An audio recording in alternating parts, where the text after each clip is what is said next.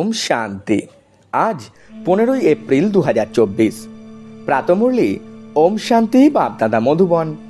বাবা বলছেন, মিষ্টি বাচ্চারা, এই সঙ্গম যুগ হলো উত্তম থেকেও উত্তম হওয়ার যুগ। এই যুগেই তোমাদের পতীত থেকে পবিত্র হয়ে পবিত্র দুনিয়া বানাতে হবে। প্রশ্ন, অন্তিম সময়ের অত্যন্ত বেদনাদায়ক দৃশ্য দেখার জন্য তোমাদের মনের দৃঢ়তা কিসের আধারে আসবে? উত্তরে বাবা খুব সুন্দর করে আমাদের সকল আত্মাদের বোঝাচ্ছেন। বাবা বলছেন, তোমরা দেহভাবকে দূর করতে থাকো। অন্তিম দৃশ্য খুবই কড়া।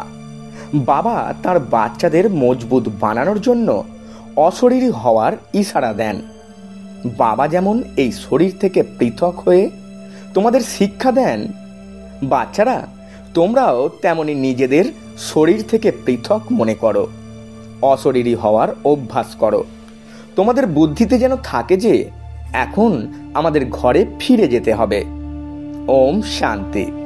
মিষ্টি মিষ্টি আত্মারূপী বাচ্চারা এখন শরীরের সঙ্গেই আছে। বাবাও এখন এই শরীরের সঙ্গেই আছেন। তিনি এই ঘোড়ার গাড়িতে সাওয়ার আছেন। আর বাচ্চাদের তিনি কি শেখান? তিনি শেখান বেঁচে থেকেও মৃত তুল্য, মানে জীবন মৃত কিভাবে থাকা যায়। বাবা ছাড়া এ আর কেউ শেখাতে পারে না। সব বাচ্চারাই বাবার পরিচয় পেয়েছে। তিনি হলেন জ্ঞানের সাগর, পতিত পাবন। এই জ্ঞানের দ্বারাই তোমরা পতিত থেকে পবিত্র হও। আর পবিত্র দুনিয়াও তো বানাতে হবে। নিয়ম অনুসারে এই পতিত দুনিয়ার ড্রামার বিনাশ হতে হবে। কেবলমাত্র যারা বাবাকে চিনতে পেরেছেন আর ব্রাহ্মণও হয়েছেন, কেবল তারাই পবিত্র দুনিয়াতে গিয়ে রাজত্ব করে। এই পবিত্র হওয়ার জন্য অবশ্যই ব্রাহ্মণও হতে হবে। এই সঙ্গম যুগ হলো পুরুষোত্তম, অর্থাৎ উত্তম থেকে উত্তম পুরুষ হওয়ার যুগ। মানুষ বলে থাকে অনেক সাধু, সন্ত, মহাত্মা, উজির, আমির, প্রেসিডেন্ট ইত্যাদি, এরাও তো উত্তম। তা কিন্তু নয়। এ তো কলিযুগী ভ্রষ্টাচারী দুনিয়া।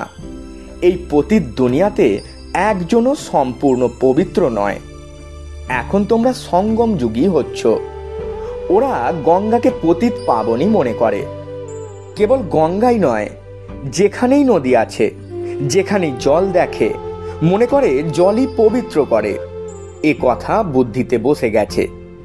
যে যেখানে বলে সেখানে চলে যায়, অর্থাৎ সেই জলে স্নান করতে যায়। কিন্তু জলে তো কেউই পবিত্র হয় না। জলে স্নান করলেই যদি সকলে পবিত্র হয়ে যেত, তাহলে এখন সম্পূর্ণ সৃষ্টিই পবিত্র হতো। এত সব পবিত্র দুনিয়াতে থাকা উচিত। এ তো পুরানো রেওয়াজ চলে আসছে। সাগরেও যত আবর্জনা গিয়ে জমা হয়, তাহলে তা পবিত্র কিভাবে বানাবে? পবিত্র তো আত্মাকে হতে হবে। এর জন্য তো পরম পিতাকে প্রয়োজন, যে আত্মাকে পবিত্র বানাবে। তাই তোমাদের বোঝাতে হবে, পবিত্র মানুষ সত্য যুগেই থাকে, পতিত মানুষ থাকে কলিযুগে। তোমরা এখন সঙ্গম যুগে আছো। তোমরা পতিত থেকে পবিত্র হওয়ার জন্য পুরুষার্থ করছো। তোমরা জানো যে আমরা শূদ্র বর্ণের ছিলাম, এখন ব্রাহ্মণ বর্ণের হয়েছি। শিব বাবা প্রজাপিতা ব্রহ্মার দ্বারা আমাদের ব্রাহ্মণ করেন। আমরাই হলাম প্রকৃত মুখ বংশাবলী ব্রাহ্মণ। ওরা হলো কুক বংশাবলী ব্রাহ্মণ। প্রজাপিতা তো সমস্তই প্রজা হয়ে গেল। প্রজাদের পিতা হলো ব্রহ্মা। সে তো গ্রেট গ্রেট গ্র্যান্ডফাদার হয়ে গেল। অবশ্যই তিনি ছিলেন, তাহলে তিনি এখন কোথায় গেলেন? পুনর্জন্ম তো নেন, তাই না? বাচ্চাদের তো এ কথা বলাই হয়েছে যে ব্রহ্মাও পুনর্জন্ম নেন। ব্রহ্মা আর সরস্বতী, মা আর বাবা, তারাই আবার মহারাজা মহারানী হন, যাকে বিষ্ণু বলা হয়। তারাই আবার 84 জন্মের অন্তে এসে ব্রহ্মা সরস্বতী হন। এই রহস্য তো তোমাদের বোঝানো হয়েছে। বলা হয় যে জগৎ অম্বা তো সম্পূর্ণ জগতের মা। লৌকিক মা তো প্রত্যেকেরই ঘরে ঘরে আছে, কিন্তু জগৎ অম্বাকে কেউই জানে না। এমনই অন্ধশ্রদ্ধার থেকে বলে দেয়, মানুষ কিছুই জানে না। যার পূজা করে তার কাজ সম্বন্ধে জানেই না।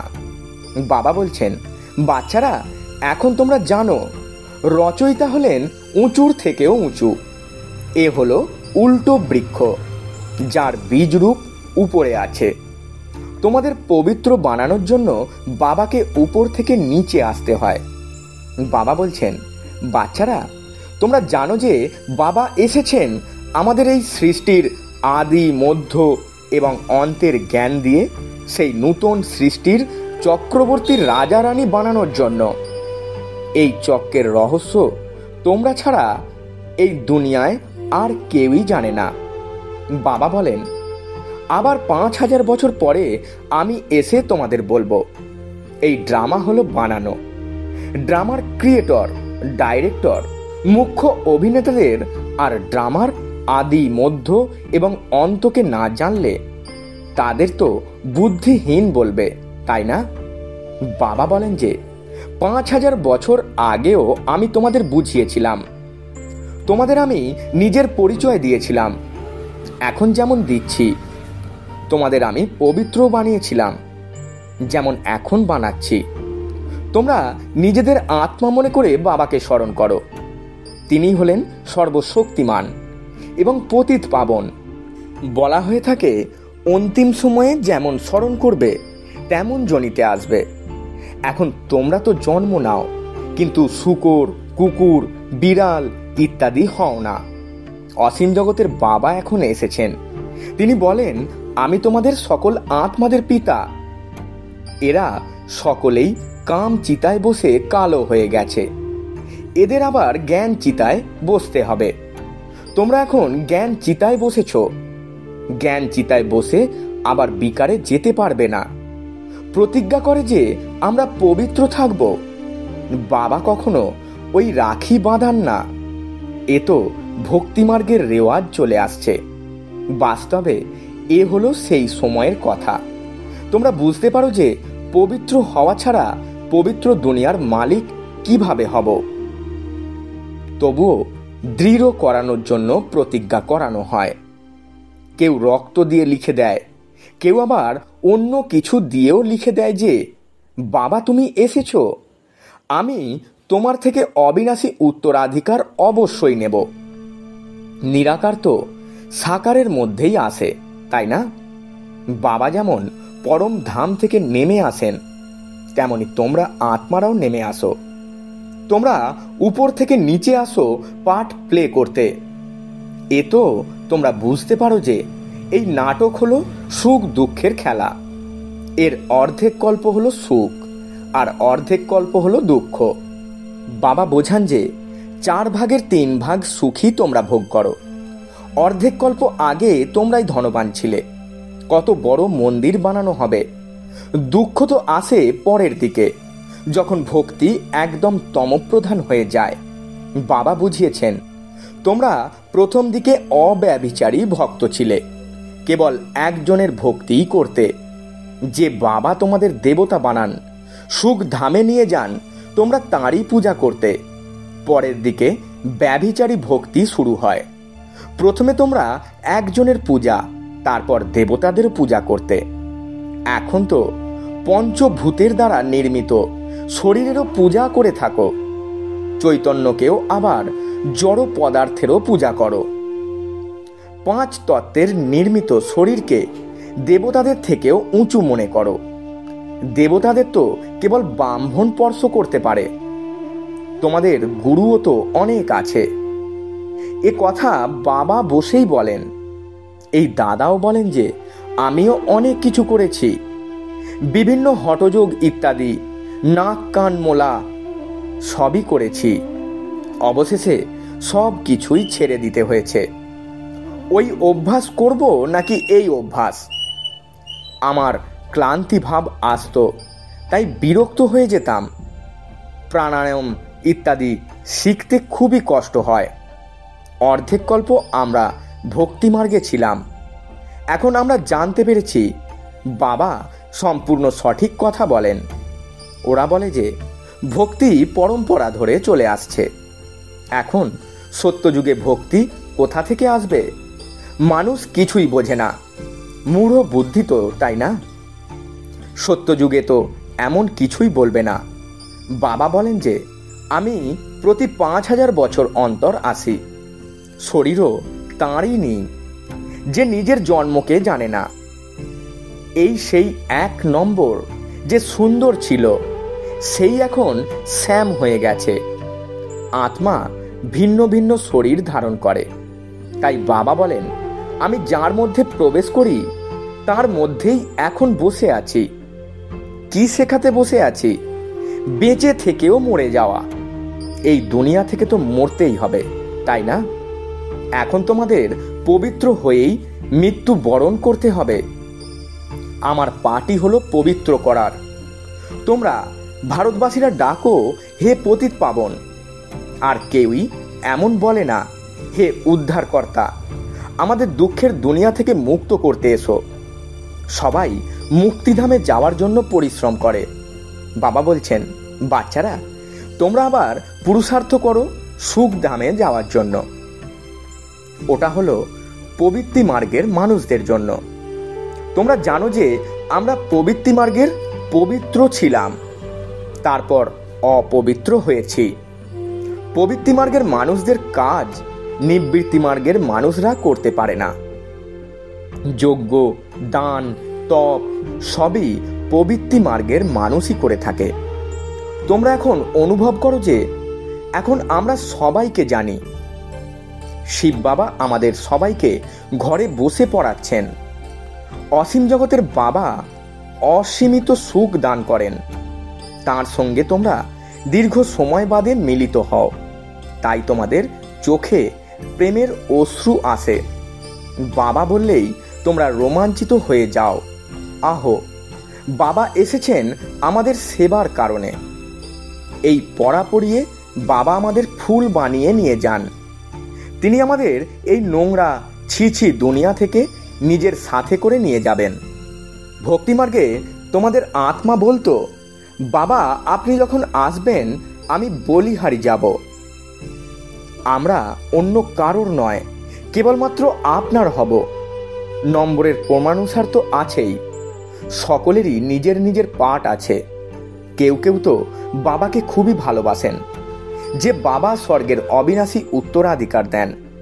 সত্যযুগে কান্নার কোনো চিহ্ন থাকে না। এখানে তো মানুষ কত কান্নাকাটি করে।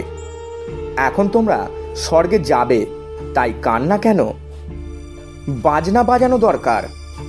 ওখানে তো সবাই বাজনা বাজায়। এখানে তমপ্রধান শরীর খুশির সঙ্গে ত্যাগ করে। এই নিয়মও এখান থেকেই শুরু হয়। এখানে তোমরা বলবে আমাদের নিজের ঘরে ফিরে যেতে হবে। ওখানে তো তোমরা বুঝতেই পারো যে পুনর্জন্ম নিতে হবে। বাবা তো সব কথাই বুঝিয়ে বলেন। ভ্রমণের উদাহরণও তোমাদের জন্যই। তোমরা হলে ব্রাহ্মণী। বিষ্ঠার পোকাকে তোমরা ভোঁ ভোঁ করো। বাবা তো তোমাদের বলেন এই শরীরকেও ত্যাগ করতে হবে, বেঁচে থেকেও মৃত্যুবরণ করতে হবে। বাবা বলেন যে নিজেকে আত্মা মনে করো। এখন আমাদের ঘরে ফিরে যেতে হবে। নিজেকে আত্মা মনে করে বাবাকে স্মরণ করতে হবে। এই দেহকে ভুলে যাও। বাবা তো খুবই মিষ্টি। তিনি বলেন, বাচ্চারা আমি তোমাদের এই বিশ্বের মালিক বানাতে এসেছি। এখন তোমরা শান্তিধাম আর সুখধামকে স্মরণ করো। অল্প মানে আল্লাহ, আর বে মানে বাদশাহী। এ হলো দুঃখধাম। আমাদের অর্থাৎ আত্মাদের ঘর হলো শান্তিধাম। আমরা এতদিন অভিনয় করেছি, এখন আমাদের ঘরে ফিরে যেতে হবে। ওখানে এই ছিচি শরীর থাকে না। এখন তো এই শরীর সম্পূর্ণ জর্জরীভূত অবস্থা হয়ে গেছে। এখন বাবা আমাদের সামনে বসিয়ে ইঙ্গিতে শেখান। তিনি বলেন, আমিও আত্মা আর তুমিও আত্মা। আমি শরীর থেকে পৃথক হয়ে তোমাদেরও তাই শেখাই। তোমরাও নিজেদের শরীর থেকে পৃথক মনে করো। এখন তোমাদের ঘরে ফিরে যেতে হবে। এখন তো এখানে আর থাকার সময় নেই। তোমরা এও জানো যে এখন বিনাশ হবে, ভারতে রক্তের নদী বইবে, এরপর ভারতেই আবার দুধের নদী বয়ে যাবে। এখানে সব ধর্মের মানুষই একত্রে আছে, সবাই নিজেদের মধ্যে লড়াই করে মরবে। এ হলো পরের দিকের মৃত্যু। পাকিস্তানে কি না কি হতো। খুবই কঠোর দৃশ্য ছিল, যা কেউ দেখলে অজ্ঞান হয়ে যাবে। বাবা এখন তোমাদের মজবুত তৈরি করছেন, তিনি দেহের ভাবও দূর করে দেন। বাবা দেখেছেন বাচ্চারা ঠিকমতো স্মরণে থাকে না, তারা খুবই দুর্বল, সেই কারণে সেবারও বৃদ্ধি হয় না। তারা বারবার লিখতে থাকে, বাবা স্মরণ করতে ভুলে যায়, বুদ্ধি যুক্ত হয় না। বাবা বলেন, যোগ শব্দের কথা মনে রেখো না। বিশ্বের বাদশাহী দেন যে বাবা, তাকে তোমরা ভুলে যাও। আগেও ভক্তিতে বুদ্ধি অন্যদিকে চলে যেত, তখন নিজেদের চিমটি কাটতে। বাবা বলেন, তোমরা আত্মারা হলে অবিনাশী, তোমরা কেবল পবিত্র আর পতিত হও, বাকি আত্মারা কখনোই ছোট বড় হয় না। আচ্ছা, মিষ্টি মিষ্টি হারানেদি বাচ্চাদের প্রতি মাতা পিতা বাপদাদা স্মরণে স্নেহ সুমন আর সুপ্রভাত। আত্মাদের পিতা তার আত্মারূপী বাচ্চাদেরকে জানাচ্ছেন নমস্কার। আমরা আত্মারূপী বাচ্চারা আমাদের আত্মারূপী মাতা পিতা বাপদাদাকে জানাই স্মরণে স্নেহ সুমন আর সুপ্রভাত এবং শত কোটি নমস্কার। ধারণার জন্যে মুখ্য সার। প্রথম পয়েন্ট, নিজের সাথে কথা বলো। আহা, বাবা এসেছেন আমাদের সেবায়, তিনি আমাদের ঘরে বসে পড়াচ্ছেন। অসীম জগতের বাবা অসীম সুখ প্রদান করেন, তার সঙ্গে আমরা এখন মিলিত হয়েছি। এমন প্রেমের সঙ্গে বাবা বলে ডাকো, আর খুশিতে প্রেমের অশ্রু যেন এসে যায়, শরীর যেন রোমাঞ্চিত হয়। দ্বিতীয় পয়েন্ট, এখন ঘরে ফিরে যেতে হবে, তাই সবার থেকে মোহ দূর করে জীবন মৃত হতে হবে। এই দেহকেও ভুলতে হবে, এর থেকে পৃথক হওয়ার অভ্যাস করতে হবে। বরদান, অতীত হয়ে যাওয়া কথা বা বৃত্তিগুলিকে সমাপ্ত করে সম্পূর্ণ সফলতা প্রাপ্তকারী স্বচ্ছ আত্মা ভব। ব্যাখ্যায় বাবা বলছেন, সেবাতে স্বচ্ছ বুদ্ধি, স্বচ্ছ বৃত্তি আর স্বচ্ছ কর্ম হল সফলতার সহজ আধার। যে কোনো সেবার কাজ যখন আরম্ভ করো, তখন প্রথমে চেক করো যে বুদ্ধিতে কোনো আত্মার অতীতে ঘটে যাওয়া কথা তো স্মৃতিতে নেই। সেই বৃত্তি দৃষ্টি দিয়ে তাকে দেখা, তার সাথে কথা বলা, এর দ্বারা সম্পূর্ণ সফলতা হতে পারে না। সেই জন্য অতীতে হয়ে যাওয়া কথা বা বৃত্তিকে সমাপ্ত করে স্বচ্ছ আত্মা হও, তবেই সম্পূর্ণ সফলতা প্রাপ্ত হবে। স্লোগান, যে সব পরিবর্তন করে বিজয়মালা তারই গলায় শোভিত হয়। ওম শান্তি। নমস্কার।